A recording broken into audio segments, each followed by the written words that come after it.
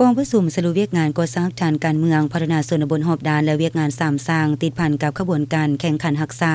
และพัฒนาประจำปี2025และวางทิศทางแผนการประจำปี2026ของเมืองปากกดิ่งแขวงบุรีคำไซได้จัดขึ้นในตอนเช้าวันที่23มังกร2026อยู่ที่ห้องประชุมกลุ่มเศรษฐกิจของเมืองภายใต้การเป็นประธานของทานบุญครบจันทวงศ์เลขาคณะบริหารงานพรรคเมืองปากกดิ่งเป็นเกียรติเข้าร่วมของทานสมสดแสงอาภรณ์คณะประจำภาคแขวงประธานกวดกาภาครัฐแขวงบุรีคำไซผู้สินำเมืองปากกดิ่งมีคณะประจำกรรมการพรรคเมืองหัวหน้าองค์การออมข้างเมืองพร้อมด้วยพนักงานก่อสร้างทานภายในเมืองเข้าร่วมอย่างพร้อมเพรียง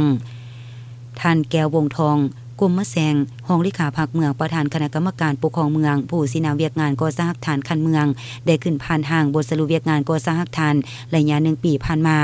เมืองปากกดิ่งยังประเสริฐนาวิกฤตความยุ่งยากทางด้านเศรษฐกิจเงินกีบอ่อนค่าราคาสินค้าเพิ่มขึ้นสูงอันใดส่งผลกระทบโดยตรงต่อการพัฒนาอย่างหลีกเลี่ยงบ่ได้แต่ทั้งนี้ใดก็ตามคณะพรรคทุกคันได้สืบต่อหันเอาพนักงานหลักแหล่งของเมืองลงก่อสร้างฐานการเมืองอย่างต่อเนื่องและเป็นระบบจำนวน24สหายหญิง1สหายนอกจากนี้ยังมีกองก่อสร้างฐาน916กระทรวงป้องกันความสงบ51สหายมาจากปกสแขวง23สหายและปกสเมือง22สหายประจำอยู่15บ้านแคมป์ของและ2บ้านใหญ่คือบ้านทงนามีและบ้านเวียงคำพนักงานฮักฐานรวมทั้งหมด120สหายรับผิดชอบ3เขตใน47บ้านทั่วเมืองผ่านการจัดตั้งปฏิบัติภายใต้การนำพาสีนำอย่างไกลชิดของคณะพรรคคันเทิงเห็นได้ว่ามีเวียกงานหลายด้านที่ผลเด่นเป็นต้นแม่นสำเร็จทางปู่ยางทรงสันบ้านโพนเจริญยาว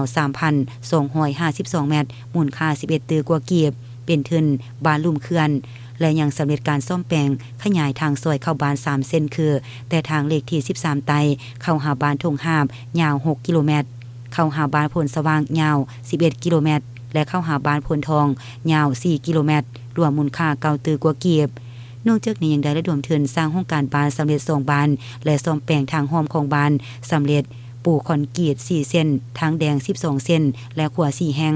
ติดตั้งไฟโซลาร์เซลล์ได้24ดอกรวมมูลค่า2ตือกว่ากีบและยังสามารถแก้ไขครอบครัวทุกข์ยากได้16ครอบครัวปัจจุบันยังเหลือครอบครัวทุกข์ยาก4ครอบครัวเคียงคู่กับผลงานและด้านดีที่ก้าวมานั้นก็ยังปราศจากบ่ได้ด้านอ่อนและข้อคงคางพร้อมเดียวกันนี้บรรดาท่านที่เข้าร่วมกองประชุมก็ได้ประกอบคำคิดคำเห็นใส่บทสรุปและตอบคำถามโจทย์จีมปรึกษาหรือร่วมกันเพื่อวางทิศทางแผนการในต่อหน้าให้สอดคล้องกับการแก้ไขเวียกงานที่ยังคงค้าง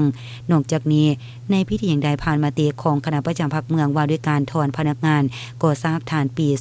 2025และแต่งตั้งพนักงานลงก่อสร้างฐานปี2026และตอนท้ายในกองประชุมก็ยังได้รับฟังการอบรมให้ทิศสีนำอย่างหนักแน่นจากการนำขั้นแขวงตื่มอีก